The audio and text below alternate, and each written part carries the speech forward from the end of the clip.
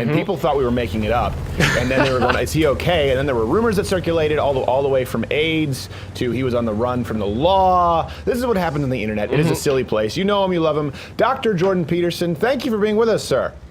Thank you very much for the invitation. Well, there's always an invite extended. So before we get to anything else, I know your book now is up at Amazon, a newer book. It's called 12 Rules for Life, an Antidote to Chaos.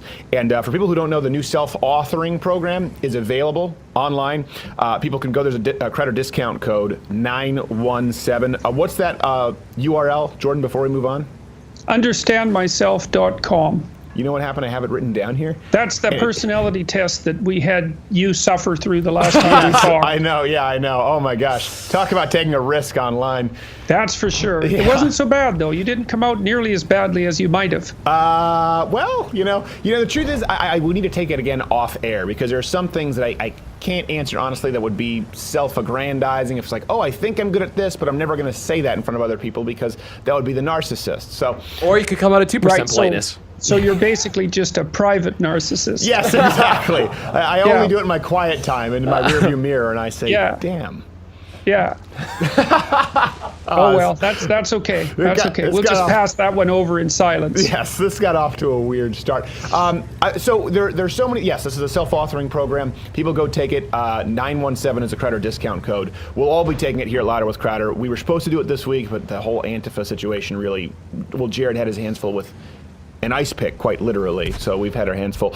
I wanted to talk with you about this, though, right now, Dr. Peterson. Obviously, you know what's happened in Vegas and the States, and we were talking about this on a couple of episodes this week, where Jimmy Kimmel was saying no one can ever understand why someone would shoot somebody else or commit this act.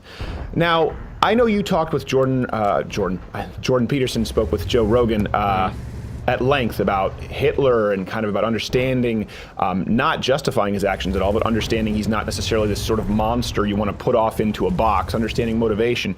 But contrasting that with sort of situational ethics and the idea of moral absolutes, what's your stand? Do you believe evil exists and that some people aren't able to process that, and it changes their whole starting off point in dealing with problems? I think that if you don't believe that evil exists, that you're either naive or willfully blind.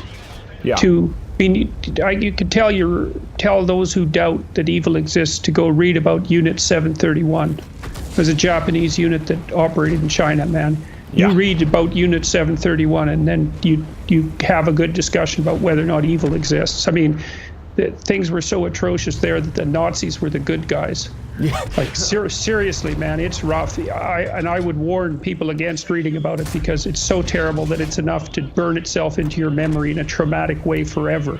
Well, so there's a trigger warning for you. Yeah, well, you know what's interesting about that, because since we're talking about evil, I do believe that today's left, certainly progressives, cannot actually acknowledge evil. Case in point, when it comes to actually, this was what you're talking about. My friend Lee Dorn had a YouTube channel called How the World Works. This guy is a U of M law grad, brilliant guy, super high IQ, an actual genius. And he did a video, and it was on YouTube, and it was called Japan, they weren't the victims in World War II. And he was specifically discussing the encroachment in China and some of the acts of barbarism committed on behalf of Japan. Now, no profanity, no graphic imagery. YouTube removed this video as hate speech because they thought that it victimized Japanese people. So again, if you understand that evil exists, you wouldn't have a problem with a video out there explaining the historical accounts of this. YouTube saw it just as offensive because it was negative. And that's where the context matters. If you go, hold on a second, in order to prevent evil moving forward, we need to talk about it. But I don't think people who work at YouTube understand that evil exists in that capacity. Well, people who don't believe that evil exists, of course, they also don't believe that good exists. So that's a big problem. But they also think that people are purely determined, let's say, by their social circumstances, and so that if someone commits a heinous act of some form, then you can always find a causal reason for that, generally as a consequence of their, let's say, oppressed status or their traumatic upbringing or such things, discounting entirely the fact that many people have traumatic upbringings without turning out to commit evil acts, and that there's many people at the lower rungs of the socioeconomic ladder, say, that aren't perverted ethically by their relative deprivation. So it's an extraordinarily weak argument. And Right.